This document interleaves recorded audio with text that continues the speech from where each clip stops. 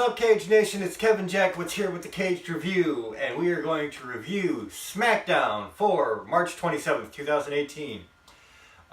This, like yesterday's Raw, is the week before the go-home show to WrestleMania. I said in Raw's review that I think that at this point the shows need to be absolutely stellar. They need to be catching the fans' attention, getting everybody ready for WrestleMania. Raw did not deliver. SmackDown did not deliver. I think in recent memory it's been the worst Raw and SmackDown that I can think of. They definitely dropped the ball, especially with Daniel Bryan coming back. Jesus, did they drop the ball. So let's go ahead and get into this. They have about a 6-minute recap of what happened last week with Daniel Bryan firing Owens and Zayn and then them jumping him.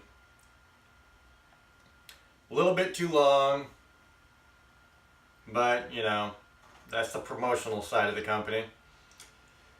So you start out with Bobby Roode and Randy Orton taking on Jinder Mahal and what you think is going to be Sunil Singh. Sunil Singh comes out in a neck brace with Jinder, so the replacement for him is Rusev. Okay, that's fine, not a problem. Rusev is over, he's a bit better than Sunil Singh. So, that match, decent for what it is. And the short version is, at the end, Rusev pins Randy Orton. There was a spot where Jinder Mahal pushed Bobby Roode. Bobby Roode lands on Randy Orton. Randy Orton RKO's Bobby Roode. Rusev catches Orton with a kick, pins him. So, Rusev pins the United States Champion. The other three guys are already in a triple threat match at WrestleMania for the US Championship. So now Rusev is added to the mix in a fatal four-way. I kind of like that idea. Rusev is over as hell right now. He didn't have a spot in WrestleMania. I think it's a good spot to fit him in. So no complaints there. You get a spot with AJ Styles and Nakamura backstage. Nakamura is going to be facing Shelton Benjamin later. Of course, Benjamin has Chad Gable in his corner, so Nakamura wants AJ Styles to be in Nakamura's corner. So AJ agrees. So that's the setup for later.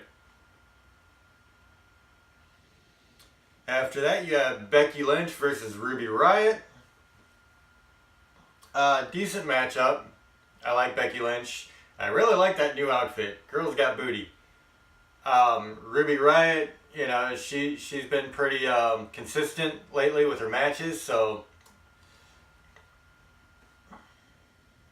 I mean, it wasn't great, but it was decent. It was a decent match.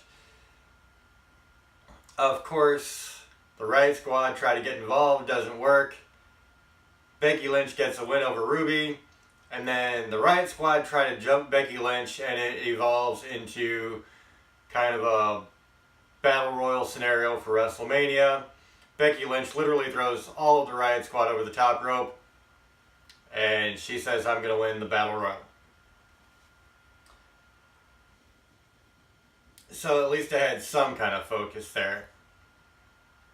You cut into a Daniel Bryan promo. This is already at the end of the first hour, leading into the second hour. And Daniel Bryan, he cuts a promo where he says, we all know Shane McMahon is hurt right now. He's got diverticulitis, but he's on meds. And, you know, Daniel Bryan saying they expect him to be ready by WrestleMania for the match. So, the match is supposed to be Daniel Bryan and Shane McMahon versus Zayn and Owens at WrestleMania. We find out later in the show that Owens and Zayn accept, and there you go. And I will say, I think this is a real wasted opportunity. I think they should have had Owens and Zayn kind of still be there, regardless of if they're fired or not. How many times have superstars showed up and actually tried to cause some havoc? Given that Daniel Bryan just got back, I feel like it was only appropriate.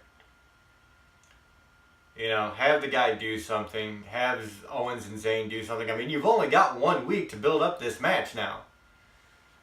So I felt like that was really wasted space, especially with Daniel Bryan.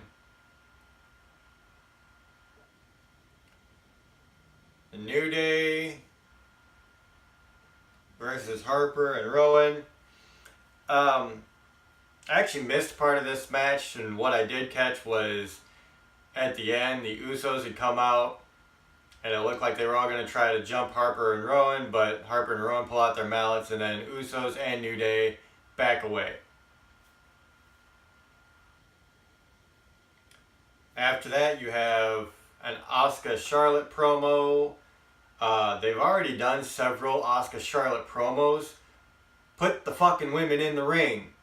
Have them do something. It's just a waste. It's a waste of space at this point because you've already done the promo packages to death. Like, have the women out there doing something.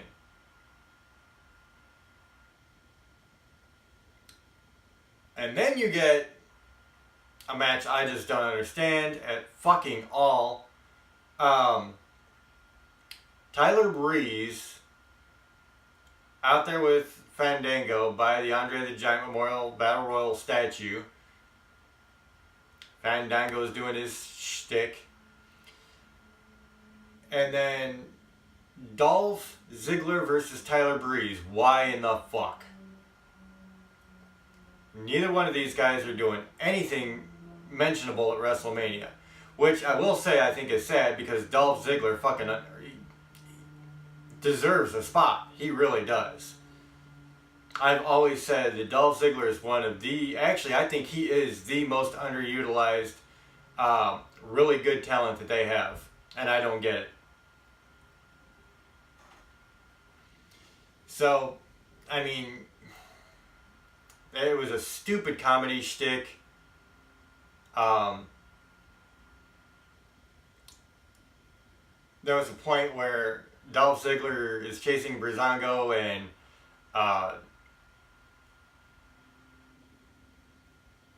Tyler Breeze is running after Dolph Ziggler. Tyler Breeze and Dolph Ziggler run into the ring and Fandango just keeps running around the ring. And that's what they've reduced Dolph Ziggler to already, again.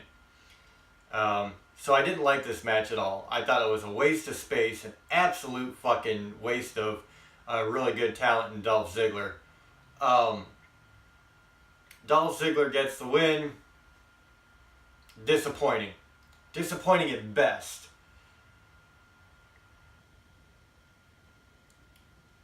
So, they have a real quick package.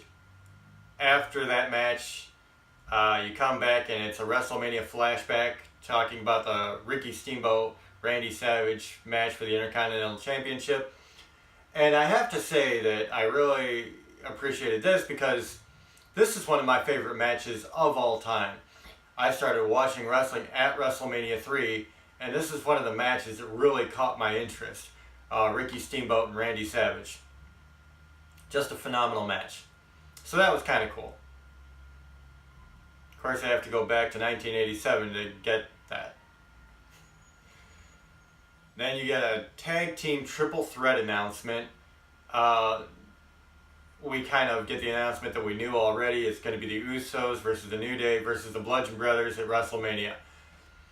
And I am glad that we are getting this match because it has a hell of a lot of potential. New Day and Usos together are magic. And honestly, the Usos and Harper and Rowan, or the New Day and Harper and Rowan, just seemed like a very good matchup. I remember the Wyatt family going up against the Shield, and they had some just tear the house down matches. So I don't see how this can't be a great match. After you get that announcement, you get really another fucking I don't understand match. Shinsuke Nakamura, okay, we get that. He's in the main event at WrestleMania.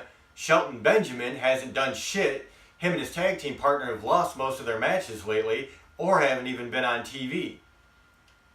So, it's just fucking pointless.